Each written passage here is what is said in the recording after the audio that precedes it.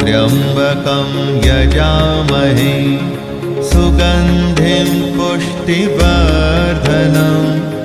उर्वारुकमिव बन्धनान् मृत्योर्मुक्षीयमामृतात्।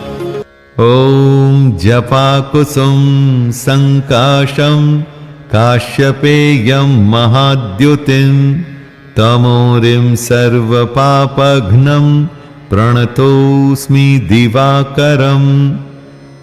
ॐ नमो भगवते महासुदर्शनाय वासुदेवाय धन्वन्तरये अमृतकलशहस्ताय सर्वभयविनाशाय सर्वरोगनिवारणाय त्रिलोकपथाय त्रिलोकनाथाय श्रीमहाविष्णुस्वरूपाय श्रीधन्वन्तरी स्वरूपाय श्री श्री श्री औषधचक्राय नारायणाय नमः।